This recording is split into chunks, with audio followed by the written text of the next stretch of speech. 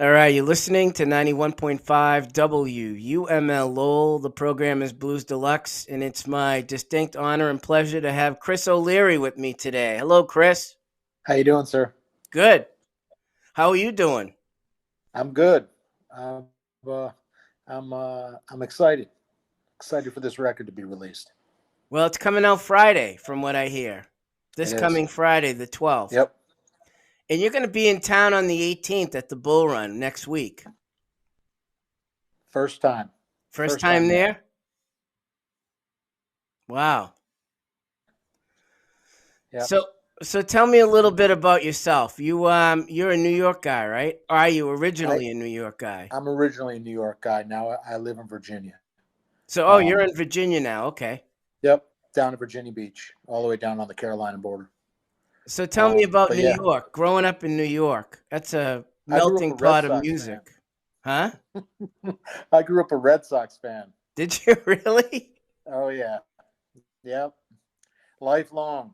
Lifelong Freddie Red Lynn Sox fan. That's great. Fred Lynn was my favorite player growing up as a kid.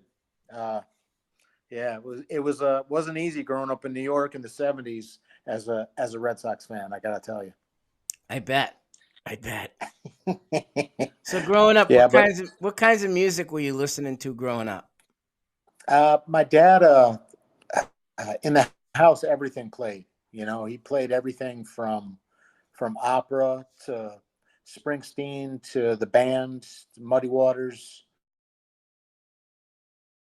So you heard just about everything everything, a everything melting pot of in between. everything. Seeger, yeah, Irish music. On Sundays you'd hear the Wolf Tones or the Chieftains, um, the Clancy Brothers. So it was musically, it was a great place to grow up. There was always music playing. My dad was a singer, and my uncles were all musicians. My grandfather was a musician, so it was that kind of family, that kind of household. So tell me about becoming a professional musician. When did that start? When did you become a professional musician, or you thought you were going to be a professional musician? It was never in the it was never in the cards, really. I mean, out of high school, I joined the Marine Corps, um, and and during high school, I played in bands and stuff and played some guitar. But I joined the Corps, and then when I got out, I went to college up at Marist, which is right around Poughkeepsie, New York, and there was a really good blues scene there. Surprisingly enough. Joe Louis Walker lives there. Morale Coriel lived there. Pete Canaris from the Nighthawks lived there. And there was guys like Andy Follett and Pat O'Shea, and Woodstock was right across the river. So I started playing out at night, going to jams and stuff. And then I put my own band together, and we became like a regional act, you know. Mm-hmm. Um, and then uh, we made a demo, and a friend of mine, George Limbesis, was the photographer with the band at the time, and he grabbed a CD and brought it over and put it in Helm's Levon's stereo, and said, "These guys want you to play on this record."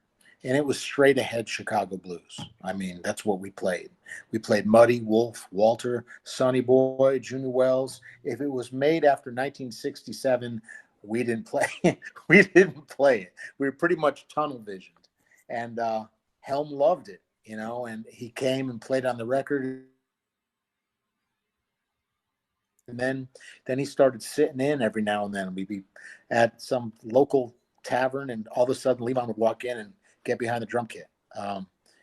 And the next thing you know, one night we were doing a jam, and we got a call from Levon's manager saying, "Come on down to the barn tomorrow. Things are about to get crazy." And and sure enough, we all showed up, and Levon was there, and Sandy was there, and Amy was there, and he was like, "I want you all to be the house band at my club on Decatur Street in New Orleans. I need you to move down there, and we'll play 5 nights a week, and your room and board will be covered, and we'll pay you." And That's so quite a that's what I story. did. That's quite a story that he had you Yeah, move. yeah, yeah. So I told my soon-to-be wife / ex-wife that I was moving to New Orleans. I mean, Rock and Roll Hall of Famer asks you to move to New Orleans. What are you going to do? Say Yeah. no? The guy was my hero. Yeah, you don't say no. So how long did that last down in New And so Orleans? the first concert I ever saw in my life. Say again? How long did that last down in New Orleans with I don't know, a little over a year. Then the club shut down. Um, and then he, when I went down to New Orleans, it blew my mind. It truly did. I mean, that tunnel vision was just blown out of the water because the amount of things you could do within the tradition of blues down there is, it was like 50-fold, between the great piano players and the jazz influences and the funk, the meters and the brass bands. It really blew my mind. To this day, it's my favorite place. It is. So you went on you started a solo career as well. Yeah, my voice quit. We went on tour with Levon, and we were touring the country for about 6 years. And I got vocal nodes. I had to go to an ENT, and he was like, "Dude, you got to stop singing or get surgery, or that was hoarse every night." And so I stopped. I stopped playing completely. I didn't want to get the surgery. There's no guarantees. So, and life took over. I became a federal police officer, and didn't play music for like 6 or 7 years. Then I started my vocal chops came back, and I started my own band, and started calling in favors from the people I knew back in the Levon days. I called Bob Margolin, and I called Levon, and I called Bruce Katz, and called these people, and they got me on VizTone with Rosie, and that record took off. It was nominated for a Blues Music Award and won a Blues Blast Award, and then I had 2 careers for a couple of years. I was basically doing 100 nights a year as a musician and keeping a full-time job as a cop. And then finally I was like, I'm putting more effort into getting my time off than I am writing music. So I was like, I'm doing this full time. I can do it now. I can provide for my family. So I made the jump again. Well, tell me, we haven't even gotten into the Barnburners period, the 6 years you were with him, Levon. Tell me, what was that like to be on the road with him? It was, you know what, when you're younger, you don't ever think things are going to end, you just, I wish I had slowed down and enjoyed the moment more, because it was, when I think about it now, Bobby Keys came out on the road with us for like 2 years. I mean, Cotton was always sitting in with us. Dave Maxwell was constantly sitting in. Hubert Sumlin. It was an education like no other. Yeah, I bet. How about Levon was band members? Sometimes your heroes. It was me. It was Pat O'Shea. It was a bass player named Frankie Ingrao, and then he was replaced by Jeff Sarley. And Dave Maxwell very often played piano with us, and if it wasn't Dave, it was Jimmy Vivino. And Bobby played tenor sax with us. Wow. And Amy sang, and I sang and played harp.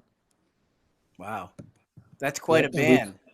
It was a really fun time. You ever see any of the former band members come and sit in with you? Every now and then, like Garth would sit in, Richard Bell would sit in, Jimmy Weeder and Randy Chirlante would sit in. Richard by that time was already gone, and Rick Danko had just Rick passed while we were down in New Orleans. Wow. But I never met Robbie. I never got to. Him and Levon didn't see eye to eye on stuff. So. Yeah, I know. I know that story. Yeah, Garth would sit in all the time. That's good. Yeah. So you learned a lot from that. That taught you a lot, I guess. It was an education like no other, It truly was. I got to see the country. I you know, I mean, I in the Corps I was in the grunts, so I got overseas, and but I'd never really seen a lot of this country. So we played just about all 48 states, I think. We got out there and did it. So but Levon, Levon, go ahead. The thing about Levon, and I can say this about James Cotton too, and I sometimes Cotton's the reason I play harmonica. The album Hard Again is the reason I play music. And sometimes you build your heroes up so high in your head. Once you meet them, they can do nothing but disappoint you. You've built them up so high. In the case of those two guys, they were all that and more. So I'm just thankful. I'm blessed to have known them both. Levon was the heart and soul of the band, period. No question. I agree 100%. No question. I agree 100%. And all the things that he was doing to promote music his whole life, I mean, it's still going on today. Yeah. Yeah, you can trace Americana right back to that old man. You can. I mean, you really can. There's bands now that mix country and rock and blues, and they were doing it they were doing it in the 70s, those guys. They were. They truly were. So they technically started that. I think so. I think it can be traced to the band. So let's fast forward to Used to Be, your first record. Tell me about that. I called up Bob Margolin and Bruce Katz, and because Bruce was on a label called Vivino, and little did I know that Bob and Rosie were running it. So I knew Bob. Bob's been like so helpful for my career, and he played on a record and played on one of the cuts on the album, and they're like, yeah, Vivino will put it out, and like I said, once it was out, it got really good reviews, got a whole bunch of airplay, and got us some awards and award recognition, and that really started things rolling. Yeah, you got a Blues Blast award for that. Yep. And Best New Artist, all in 2011. Yeah. Yep. Yeah, it was all on that record. I noticed once you've gotten past Best New Artist, yeah, it's a lot tougher. Yeah, it is. To get those award nominations. You're going against the new guys anymore. You're going up against Buddy Guy. You're going up against Tedeschi Trucks, or you're going up against like serious established artists. But that album definitely put me on the map. And then the next album that came out after that. Tell me about that one. Dave Gross produced Waiting on the Phone to Ring. And he went out on tour with us. He's one of those guys that can play everything. We went over to Ireland. He played drums with us. We came back home. He played guitar on a tour. He plays bass on the record. He's just that guy. And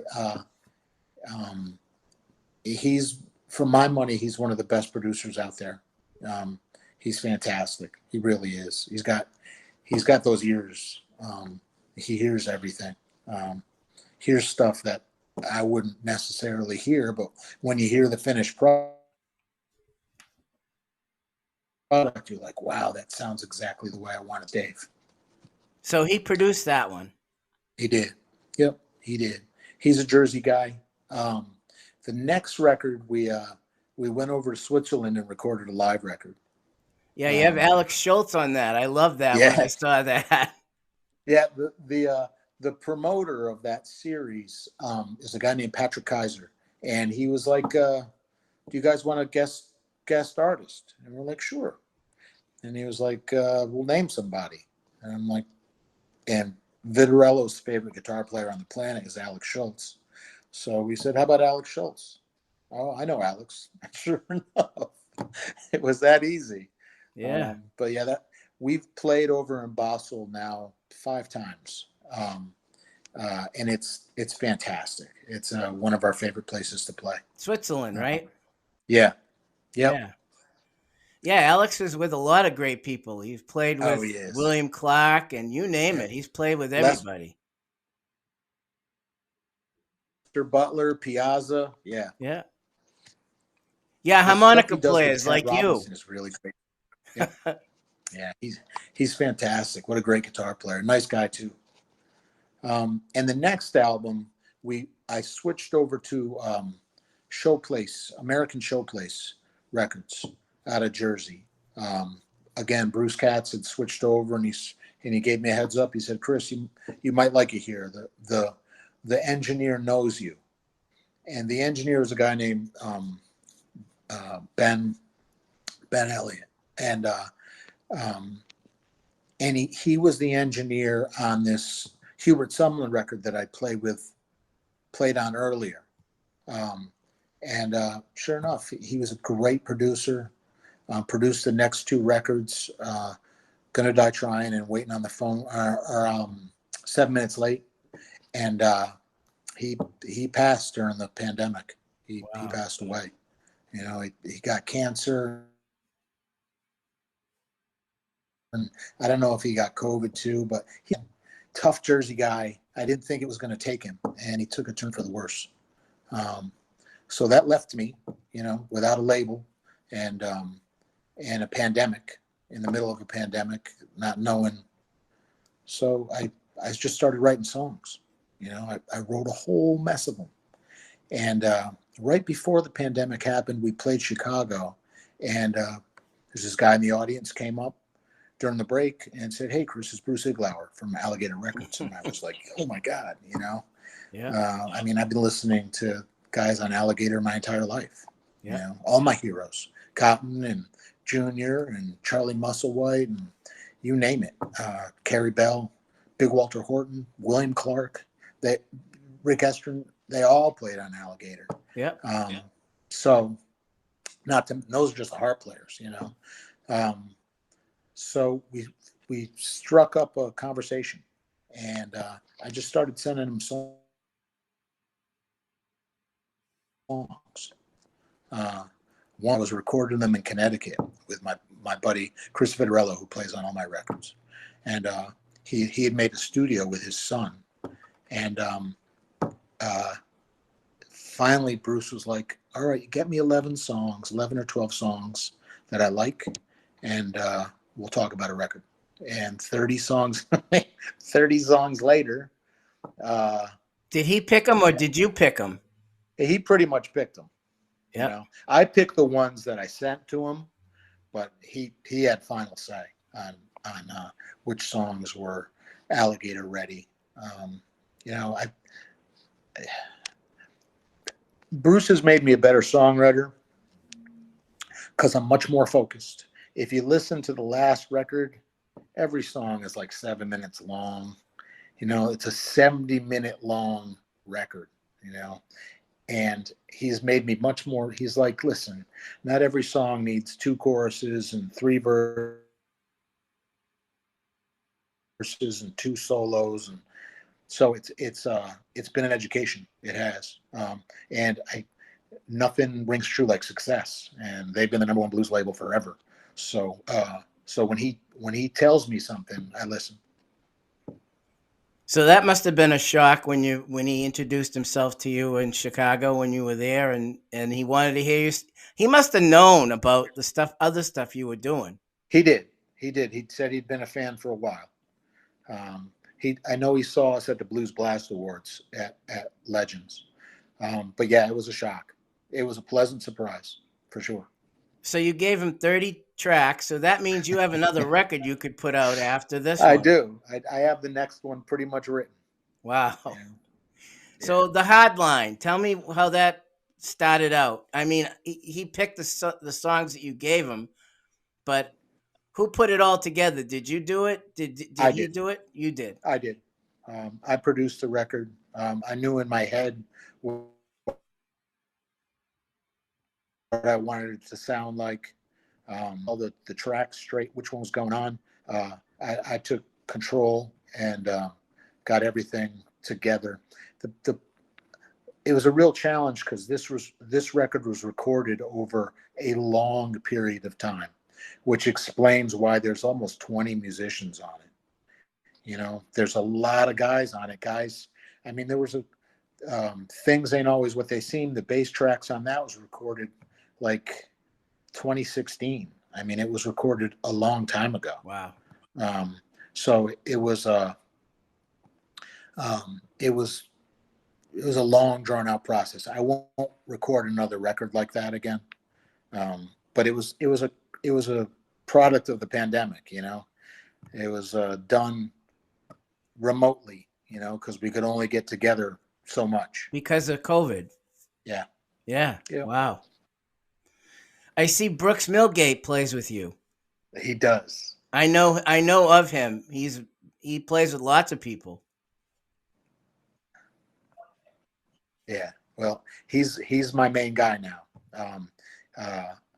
And for the first time, I've got somebody to write songs with. Like, the only other collaborator I ever had was Levon. Levon and I wrote a couple songs together. But other than that, all of my records, it's all me. And now I've got Brooks who will bounce.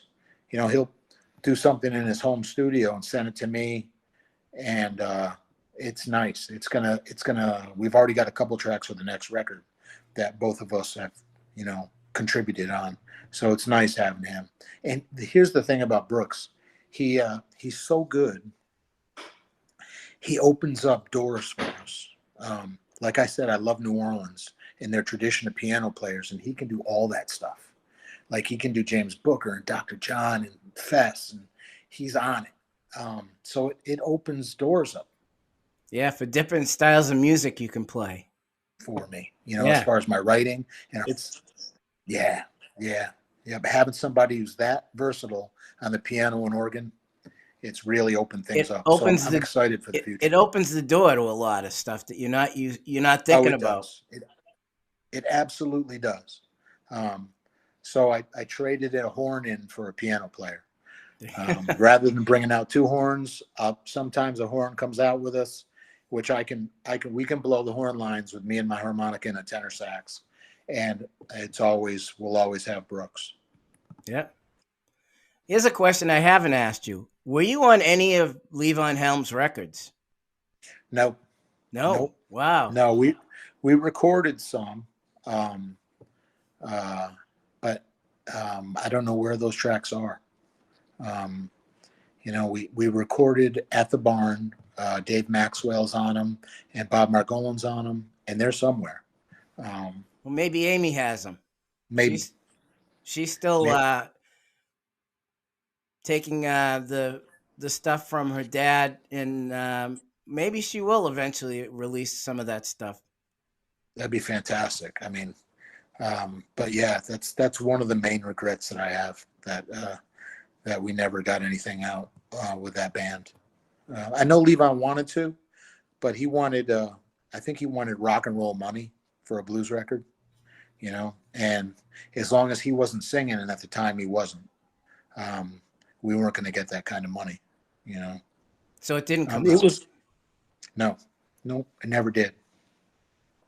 Now I'm on some stuff like on the Hubert record, where Levon's playing drums and I'm playing, but never anything of ours together. Yeah, unfortunately. I was looking at your bio, and there's another great guitar player that is gone, but you had some work with him, Bill Perry. Yeah. I'm on one of Bill's records. Bill was the real deal. Yeah, he was. You know, Bill lived it. He lived it like he sang it, and he was a sweet man. It broke my heart because Bill passed while I was, you know, after I'd had the throat problem, and I pretty much cut myself off from the musical community because it was depressing. You know, I couldn't do what I wanted to do, so I went on with my life, And then when I got back, Papa John Molay, who was Bill's drummer for a long time, Papa John was like, "Isn't it awful about Billy?" And I didn't know. It broke my heart. Broke my heart. Now, Bill was a Yeah. New York guy, right? He was. Yep. Yep, I remember. Yeah. He was from Chester, right, the Chester area. In fact, we did Bill Perry Day this year. They do it up there in Southern New York. I love his records. Yeah. All of his records. Yeah, me too. I love them all. So the Hardline coming out on Friday. He was fantastic. Yeah, he was. He was. He was. So the Hardline comes out on Friday. You're doing a CD release party at the Bull Run. Yep. Next week. I think it's Thursday night you're doing it. Yep. First time there. You're going to like that place. Yeah, I can't wait. We were supposed to come earlier, and then my record release got pushed out. And so we both agreed, well, let's do the first time as a record release. So we pushed the date out, and I'm glad we did. And promotion, how's Alligator with promoting? I know they promote with me. They promote like crazy. It's the first time ever. It's the first time that I've had a team behind me. You know, it's always been a one-man show up until now, and now, you know, I've got a whole team of people that just want to see me succeed, because if I'm succeeding, they're succeeding. Right. So what do you got for a tour coming other than it's awesome. You never had that before? Never. You know, all this time, 30 years of playing music, this is my first time where somebody else is helping me out with stuff. It's fantastic. And a tour. You're starting a tour, right? A short tour? Yep. Yeah, we're going to do, actually, we'll have little breaks in between. I've got an 8-year-old son, so but I'm going to do 2 weeks down in Florida, and then we'll take a little break, and then we're doing the whole month of March. We're going to be out all month, and then we'll do another in April, and this summer we're going to hit it. We're going to do a West Coast tour. How about overseas? Anything overseas? I'm trying. We're back in Switzerland next year, but I'm trying to get a European agent. I have a Spanish agent, so we tour Spain once a year. But I want to get to the UK. You know, I want to get to Germany and Belgium and Scandinavia. So we're shopping for a European. Wow. So you're serious? You're this is going to be full-time. Now that I'm an Alligator, yeah, it's full time. It's what I do. That's great. It's how I pay my bills now. So, how do people find out about you? You have a website? Yep, thechrisolearyband.net, or check us out on Facebook or Instagram. ChrisO'LearyBand.net, not com. Yeah. .net. I used to have .com, and somebody stole it. Wow. Well, maybe someday you can get it back. One of these. I'm working on it. That's good. So tell me the most important thing that's happened to you in your life. Musically. I'd have to say playing with Levon. The lessons I learned there. I miss the old man. I do. I miss him. I still keep in touch with his widow, Sandy. I bring the boys over to the barn to go fishing at that pond. He's got a pond there that is stocked. It's been stocked forever. My stepson Ryan caught his first fish there. My son Jackson caught his first fish there. The last time I went with my boys Liam and Jackson, we caught 50 largemouth bass in one day. It's that kind of place. So I still go there at least once or twice a year. I stay in touch with Sandy. I'm going to be doing the Camp Cripple Creek this summer, and doing a fundraiser for one of Levon's charities. But playing with the old man is the pinnacle for me, just because of who he was and how I love his music. Back when I played with him, we never did any band material. You know, he wasn't singing, and I wasn't about to sing his stuff with him behind me on the drums. But now, no, No, it's like painting in front of Right. Da Vinci. So, but now that he's gone on to a better place, we do band stuff all the time, just to keep his music in people's ears. Yeah. Because it's some of the greatest music ever made, in my opinion. And is the band still doing shows there? They are. They absolutely are. Yep. Amy still keeps it running. She does a lot of new Americana talent there. She breakthrough bands, and the old Ramble band still gets together and plays. Larry and Teresa. So yeah, it's still running. It's still viable. She's keeping it alive. She's keeping that music alive. That's great. She is. She's fantastic. I mean, she's always been I've known her forever, and she's always been a fantastic singer. That's great. Yeah. Well, Chris, I want to say thank you for taking some time out of your busy day to spend it with me. I'm going to be broadcasting this weekend on Saturday at like 5:00. Awesome. This interview. I'm going to play some of your music around the interview. How's that? Okay. I may dig into your live album, play something from your live album. Good. Play stuff. And then the new album, stuff from your new album. That new record is the best thing I've ever done. It is. I'm really proud of it. I can't wait for people to hear it. Well, I can't wait to hear the new stuff that you have on top of that we haven't heard yet. We're doing a few of them live. Oh, good. Yeah, good. Work them out on stage before we go into the studio. Do you dig into the older records too and play some of that stuff? Yeah, we do. Yep, we do. That's good. Like I'll do stuff off of all 5 records. That's great. And people can get them, right? How do people get the other records? Through me. Come on out to a show. I usually have all of them with me. If not, they can go to my website and they can get them that way. Okay. But better yet, come out and see the band. All right. Chris, thank you very much. I really appreciate you taking some time out of your busy day, and look forward to seeing you. Thank you. All right. Thank you, sir. Okay. Yep. Bye-bye. Bye-bye.